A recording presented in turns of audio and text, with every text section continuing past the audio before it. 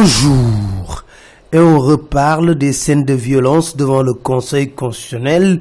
Selon 24 heures, l'opposition de Macky accuse le camp présidentiel. Thierno Bocoum dénonce le coup de force d'Aminata Touré en complicité avec les forces de sécurité au service de la République. Maître Aïssata Tall Sall met sur le banc des accusés les plus hautes autorités de la République, dont le Premier ministre Boun Abdallah Dionne. Justement, parlant du Conseil constitutionnel, l'évidence nous dit Macky déchoit Malick Diop et Mamadou Sy.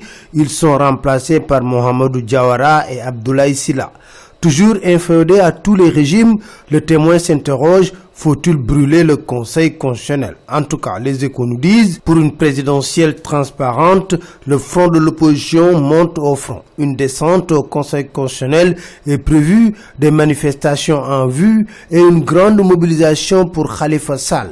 Presque tous les leaders ont assisté à la réunion. Mais pour la course au dépôt des dossiers de candidature au Conseil constitutionnel, Sud Quotidien estime que Karim et Khalifa traînent les pieds. Mais en ce qui concerne Karim Wade, le Témoin nous dit il a enfin reçu sa carte d'identité biométrique. Sur ça, de préciser, avec la mention n'est pas inscrit sur les listes. Karim Doha, Direct Info, parle de révélations autour de cette relation avec Doha. En tout cas, en influence diplomatique en Afrique, Doha a du succès contrairement à Riyad qui accumule les échecs. Pour revenir au Sénégal, Enquête nous dit, avec la modification de la carte électorale, des électeurs sont dans l'incertitude.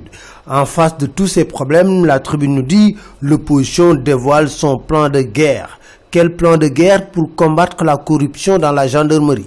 L'As nous dit, Chersen brandit le bâton. Le général annonce de sévères sanctions contre les gendarmes corrompus. Autre décision attendue, le commandement de la Brigade nationale des sapeurs-pompiers qui, selon l'Observateur, est devenu pomme de discorde entre généraux et colonels. Mbaye John a été désigné nouvel administrateur provisoire du Crédit Mutuel du Sénégal avec la bénédiction des autorités monétaires de l'Union. Source A nous dit, c'est un homme du sérail. Les Échos nous font remarquer que les députés candidats ont tous boudé le marathon budgétaire et pourtant ils vont hériter du budget en cas d'élection. Moustapha Niasse est devenu Monsieur Tessente. C'était tout, merci, très bonne lecture à tous.